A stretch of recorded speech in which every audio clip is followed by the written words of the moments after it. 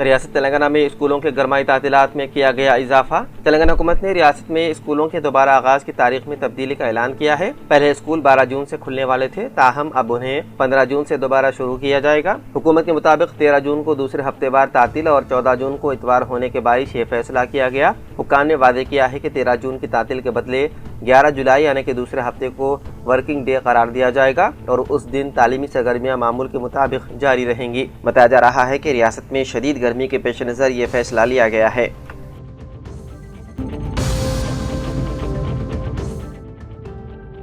कांग्रेस के सीनियर रहनुमा और राज्यसभा के रुकन दिग्विजय सिंह ने वज़ीर आज़म नरेंद्र मोदी को खत लिखकर CBSE की जानिब से नवी जमात के तलबा के लिए जारी तालीमी सेशन के वक्त में सह-लिसानी पॉलिसी को लाजमी तौर पर नाफिज किए जाने पर तशवीश का इजहार किया और उसे फिलहाल मुलतवी करने की अपील की। तालीम, खवातीन, अतफाल, नौजवानों और खेलों से मुतालिक पार्लिमानी कायमा कमेटी के चेयरमैन दिग्विजय सिंह ने कहा कि काफ़ी तादाद में असातिज़ा दरसी कुतुब और नए निज़ाम के निफाज से कबल किसी तैयारी के बगैर सेशन के दरमियान इस पॉलिसी को अचानक नाफिज करने से शदीद बदनज़मी पैदा हो सकती है। उन्होंने कहा कि सूरत हाल कुछ वैसी ही हो सकती है जैसे CBSE के ऑन स्क्रीन मार्किंग निज़ाम को जल्दबाजी में नाफिज करने के दौरान पैदा हुई थी।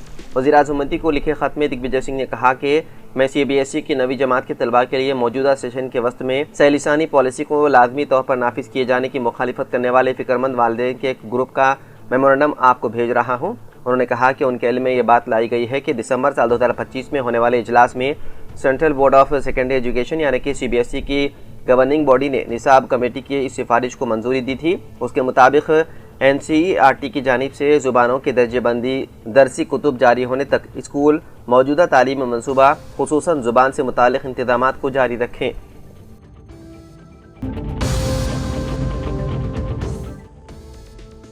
सनतनगर पुलिस स्टेशन के हदूद में वाक़े जेड कॉलोनी में सरक़े की संगीन वारदात आई पेश। इत्तलात के मुताबिक नामालूम सारिकों ने जो BRS पार्टी के सीनियर कायद और साबिक़ स्पीकर असम्बली सुरेश रेड्डी की रिहाइशगाह में दाखिल हुए और वहाँ से तकरीबन 1.5 करोड़ रुपए नकद के अलावा दीगर कीमती अशिया की चोरी करके फरार हो गए।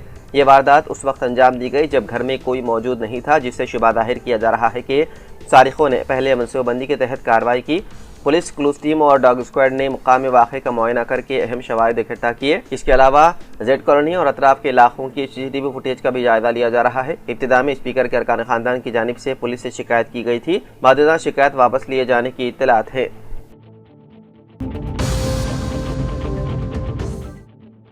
तेलंगाना के जिले मंचिरियाल के मंदामरी मंडल में RTC की सुपर लग्जरी बस बेकाबू होकर उलट गई, जिसके नतीजे में ड्राइवर समेत 2 अफराद मामूली जख्मी हो गए। इत्तलात के मुताबिक कोत्तगुड़म से बेलमपल्ली जा रही RTC बस जब मंदामरी पहुंची तो ड्राइवर को नींद आने लगी, जिसके बायस बस का तवाज़ुन बिगड़ गया और कौमी शाहरा से सर्विस रोड पर जाकर उलट गई। हादसे में ड्राइवर और एक मुसाफिर को मामूली चोटें आईं। खुशकिस्मती से रास्ते में ज़्यादातर मुसाफिर अपने अपने मकामात पर उतर चुके थे और हादसे के वक्त बस में सिर्फ एक मुसाफिर मौजूद था, जिसके बायस बड़ा जानी नुकसान टल गया। वाक़े के बाद पुलिस ने फौरी कार्रवाई करते हुए ट्रैफिक की रवानी बरकरार रखने के लिए ज़रूरी इक़दाम किए।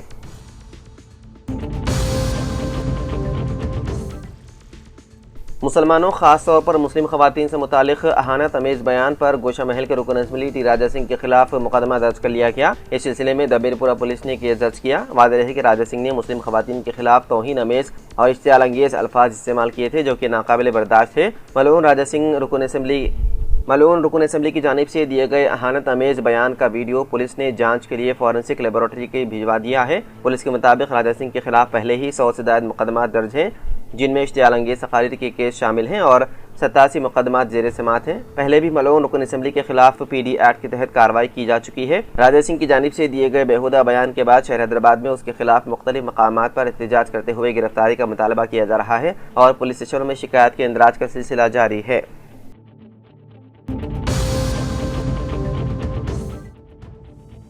अब हज कमेटी से उमरा का सफ़र भी मुमकिन, जल्द फैसला मुतवक्के।